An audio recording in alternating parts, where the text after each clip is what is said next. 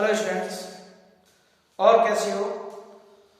अब तक हमने इंडेफिनिट इंडिकेशन कंप्लीट किया है और अब है डेफिनिट इंडिकेशन की एक्सरसाइज 7.9 एक्सरसाइज है डेफिनिट इंडिकेशन की। तो ये क्या होता है, ध्यान दो इधर। ये कोई एक क्लोज इंटरवल लेती है। क्लोज इंटरवल का मतलब है इस तरह से कोई एक इंटरवल लेंगे यहां से यहां तक, जैसे ये ए हो गया इस पॉइंट पर और ये हो गया बी।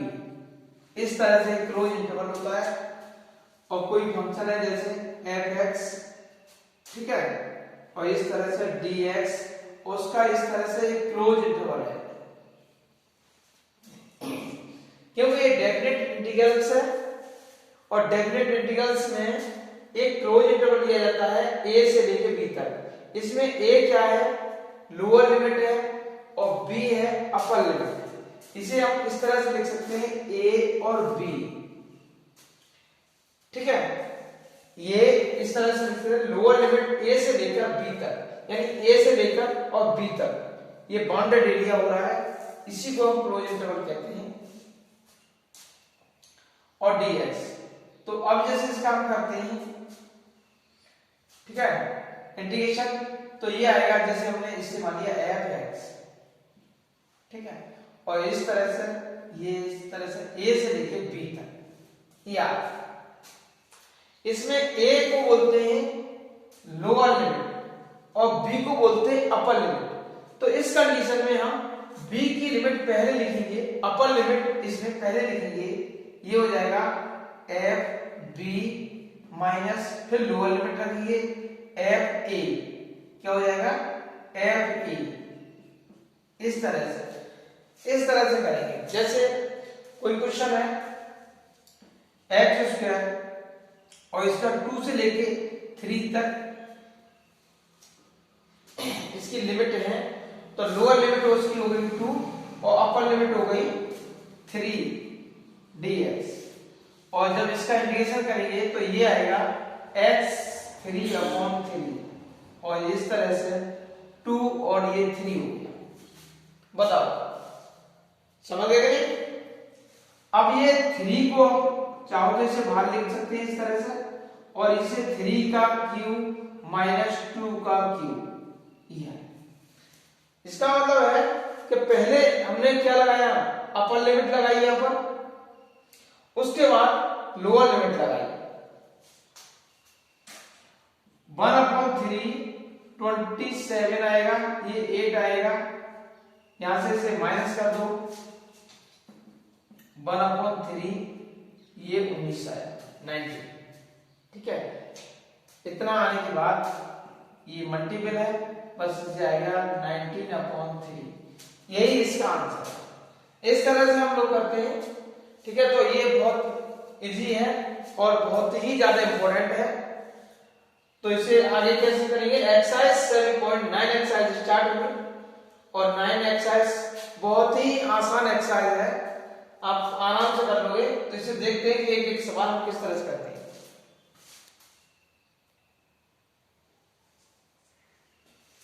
क्वेश्चन नंबर 1, 2, 3 तीनों क्वेश्चन करते हैं। देखो किस तरह से होगा। इसका तुम्हें इंटीग्रेशन तो मालूम ही है किस तरह से करते हैं, x² 2 और 1 का करते हैं x, और इस तरह से ब्रेक लगाते हैं, ये -1 ये 1 से। लिमिट देखो, ये लोअर लिमिट है और ये है अपर लिमिट। तो सबसे पहले इसमें अपर लिमिट रखेंगे 1 का स्क्वायर अपॉन 2 प्लस 1 ये, और बीच में लगाएंगे माइनस, ये देखो माइनस हो गया, इसमें अपर लिमिट रख दी। अब इसमें लगाया माइनस और ये आएगा -1 का स्क्वायर करेंगे, देखो -1 का स्क्वायर करेंगे तो 1 आएगा अपॉन 2, और ये यहां पर माइनस का 1 आ जाएगा, इस तरह से आएगा। समझ लिया। ये वैल्यू इसमें पुट करते और ये वैल्यू -1 के इसमें पुट करें, चाहो तो यहां -1 ऐसे लिख सकते हो। बस ये आया, इसे सॉल्व करो 1 + 1 ये आएगा 1/2 - 1, ये आया 3/2 और ये आया 2 इधर जाएगा तो माइनस का 1/2 आया, ये वाला माइनस इसे कर देगा प्लस, ये आया 4/2, इक्वल टू 2। ये आंसर आ रहा है इसका।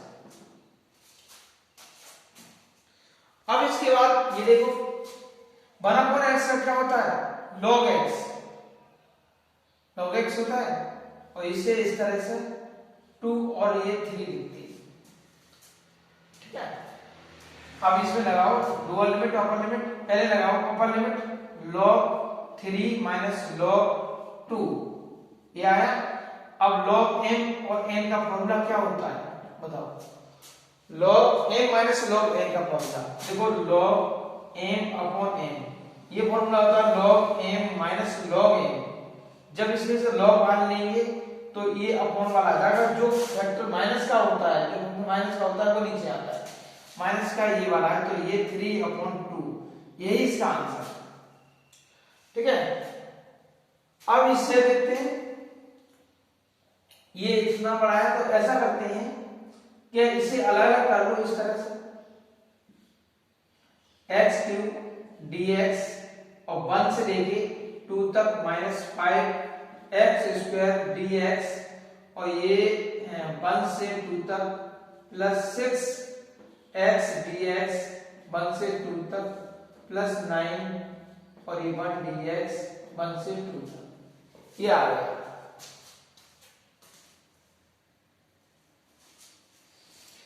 इसके बाद देखो ये 4x⁴ आएगा और ये 1 और 2, ये 5x⁴ आएगा।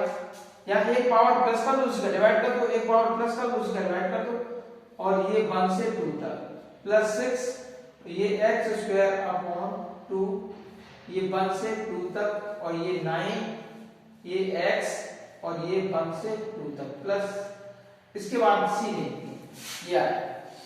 अब लिमिट लगाओ, इस 4 से ये 4 कैंसिल हो जाएगा, इस 4 से ये 4 कैंसिल हो जाएगा, ऐसे कैंसिल हो जाता है, कोई दिक्कत नहीं है, ये स्क्वायर नहीं है, ठीक है। आप इसे समझें, स्क्वायर है, ये लिमिट है 1 से लेकर 2 तक, ये जो कांस्टेंट वैल्यू होती है वो लिमिट से बाहर आ सकती है, ठीक है। तो ये ध्यान रहे कि ये लिमिट से बाहर आ जाएगा, तो यहाँ 4 से 4 कैंसिल हो जाएगा, 1 आएगा। उसके बाद इसमें लिमिट लगाओ 2⁴ माइनस 1⁴, ये लिमिट लगी, ये 5/2 लिख लो बाहर, ये 2⁵ माइनस 1⁵, ये आया +6, ये 2 बाहर लिख लो इस तरह से, 2 का स्क्वायर माइनस 1, ये आया। लोअर लिमिट पहले लिखी, अपर लिमिट फिर लोअर, बीच में आता है -9 और ये 2 - 1, ये आ गया, ठीक है। ये चाहो तो यहां लिख सकते हो 4/4, अब इसे कैंसिल कर दो, ये आया 1, ये क्या आएगा, ये आएगा 16 में से बन जाएगा -5/2, ये आएगा 8 में से बन जाएगा, ये 3 आया, और ये 4 में से बन जाएगा, ये 9, ये यहां पर बचा, ये कितना आएगा 15, ये कितना आया 7 में इसका मल्टीप्लाई करेंगे तो 35.2 आया, प्लस इसमें मल्टीप्लाई करो 3 का, तो ये 9 आया प्लस 9 आएगा, समझ गए। ये प्लस कर लो, कितना आएगा, ये आ गया 33 माइनस 35/2, ठीक है, इतना आया।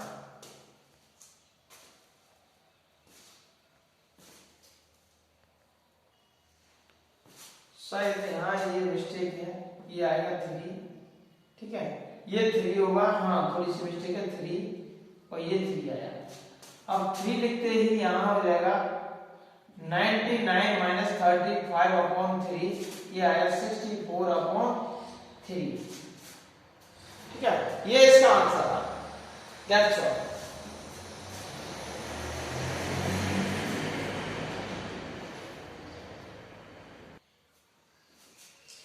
क्वेश्चन नंबर 4, देखो साइन का इंटीग्रेशन क्या होता है, साइन का होता है cos 2x, और वो भी होता है किसका, माइनस का, ये माइनस लग गया, ठीक है, साइन का cos 2x, और 2 का करेंगे डिवाइड, और बस यहां पर ये 0 से π/4 लिखिए, जो लिमिट है वो ये लिखेंगे। चाहो तो इसका 2 बाहर लिख सकते हो 1/2 माइनस का, और ये लिमिट यहाँ लगा दो तो cos π/4 यहाँ लगाएंगे तो π/2 आएगा माइनस साइन, और cos आएगा क्या 0 आएगा, cos 0 ये आएगा। ठीक है, अक्सर बच्चे भूल जाते हैं कि वैल्यू क्या होती है, ये ध्यान दो इसकी वैल्यू। तो ये इसकी वैल्यू किस तरह से निकालते हैं, देखो साइन 0 की वैल्यू यहाँ 0 होती है, तो यहाँ भी साइन 0 की वैल्यू 0 होगी। पहले ये ध्यान दो कि साइन 0 की वैल्यू 0 होती है तो यहाँ 180 पर भी 0 होगी। cos 90 की वैल्यू 1 होती है तो 270 की वैल्यू माइनस की 1 होगी। पहले ये साइन देख सकते। अब हम आते हैं cos पर। cos जब 0 की वैल्यू साइन 0 की वैल्यू 0 होती है तो ये वैल्यू 1 होगी और यहाँ होगी माइनस 1 cos की। ठीक है, तो cos 0 की वैल्यू आप लिख सकते हो और यहाँ पर होगी 0 तो ये भी होगी 0, तो यहाँ 0 माइनस 1 आएगा। ठीक है, ये 1 आ गया और 1/2 माइनस का है, इन दोनों का मल्टीप्लाई करो तो आंसर 1/2 है। इन वैल्यूओं को ध्यान रखो किस तरह से वैल्यू निकालते हैं। अगली देखो प्लस का है, ये हो गया sin 2x/2 और ये आया 0 से π/2, ये वैल्यू आ गई। ठीक है, अब यहां वैल्यू लिखते हैं 1/2 बाहर लिखो, cos का प्लस का साइन होता है 2x और 2 का डिवाइड कर दिया, इसके कोएफिशिएंट का इसमें डिवाइड कर देते हैं। ठीक है, और ये आया पाई, 2 से 2 कैंसिल हो जाएगा, पाई आएगा, ये आएगा sin 0। अब ये भी वैल्यू बताइए कि इनकी वैल्यू हम किस तरह से निकालते हैं। बस वैल्यू इस तरह से निकालते हैं, ध्यान दो इधर, sin 0 की वैल्यू 0 तो ये भी वैल्यू 0 हो जाएगी। ठीक है, आगे 0 पे नहीं, और ये वैल्यू 1 होती है तो ये वैल्यू -1 होती है, बस ये वैल्यू यहाँ लिख दो 1/2, और ये वैल्यू कितनी होगी 180 है, 0 होगी 0, और ये वैल्यू कितनी होती है, ये 0 होगी, तो आंसर तो 0 आंसर आ गया। ठीक है कि नहीं, ये आंसर आ गया।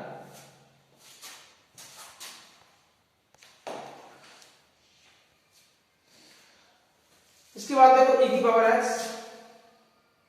ठीक है, e की पावर x का e की पावर x होता है, और ये 5 और ये 4 होता है, e की पावर 5 और e की पावर 4, बस यही इसका आंसर।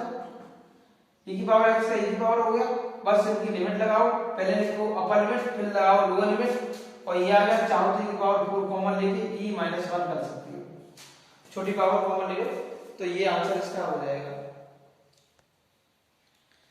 ठीक है, कंप्लीट हुआ।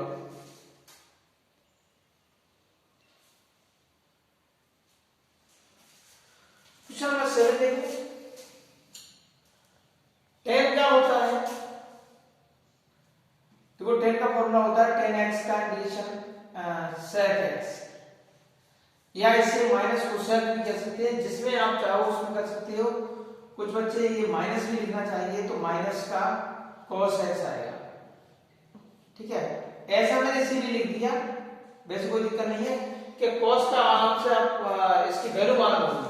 ठीक है, इसीलिए लिख दिया, वैसे कोई फर्क नहीं, बस माइनस लगा दिया आगे, log इसकी वैल्यू लगाओ cos π/4 और ये वैल्यू आ जाएगी log cos 0, ये वैल्यू। ठीक है, अब यहां देखो क्या ये वैल्यू कितने की होती है, तो ये वैल्यू हो गई log 1/√2, माइनस यहां अंदर जा सकता है, इस तरह से मल्टीप्लाई कर सकते हो, प्लस हो गया, और cos 0 की वैल्यू हो गई log 1 आ गया। ठीक है, अब तुम्हें मालूम है log 1 की वैल्यू तो 0 होती है, और ये वैल्यू क्या हो जाएगी, ये वैल्यू हो जाएगी माइनस log 2 की पावर -1/2, और 1/2 आगे आएगा तो कितना हो जाएगा 1/2 log 2, यही इसका आंसर है।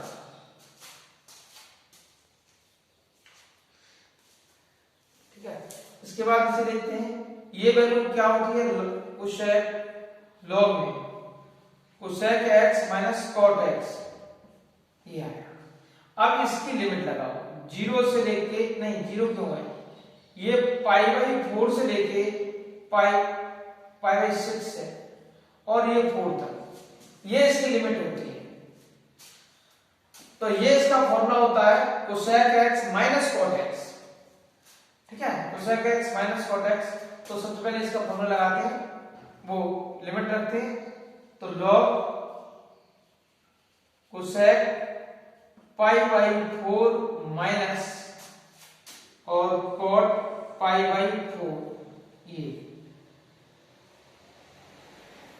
माइनस log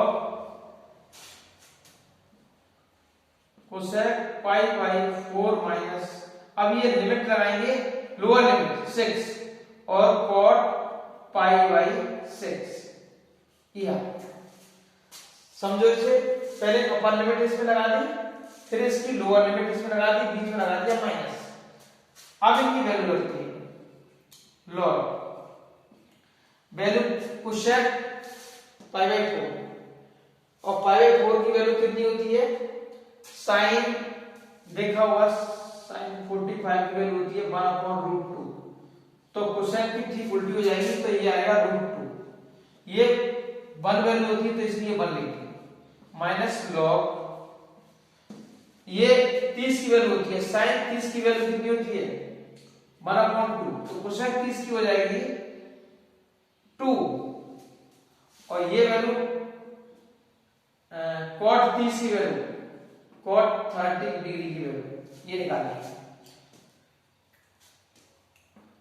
√3, ये लॉग लगाओ, और इससे जो माइनस का है वो नीचे आ जाएगा, तो √2 - 1 ये इस तरह से आया, और ये आ गया 2√3, बस ये इसका आंसर है, ठीक है। इसके बाद ये क्वेश्चन और करते हैं, क्वेश्चन नंबर 9 ये हो गया, तो इसके बाद 9 और करते हैं।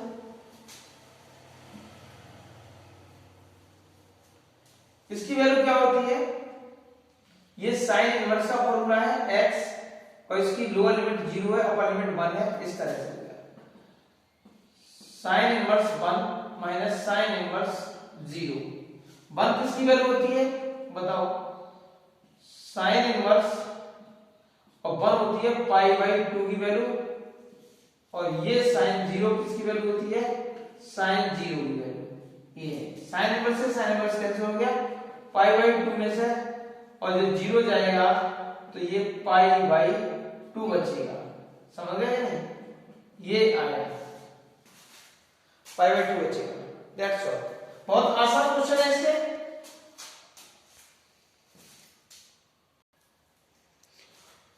क्वेश्चन नंबर 10 है, dx/1 + x², और ये लिमिट है 0 से लेके 1 तक, ठीक है। ये फॉर्मूला किसका होता है, ये फॉर्मूला tan इनवर्स x का होता है, और 0 से 1 ये आया। tan इनवर्स की वैल्यू लगाओ, ये वैल्यू लोअर अपर लिमिट पहले रखो तो 1 आएगा, और ये tan इनवर्स 0 आएगा, बस इसकी वैल्यू क्या होती है वो देखो, 1 किसकी वैल्यू होती है tan 45 की, तो ये इस तरह से लिख देंगे, और ये वैल्यू किसकी होती है tan 0 की वैल्यू होती है, ये कैंसिल हो गया, π/4 आया, ये आया 0, ये आंसर π/4 आया, या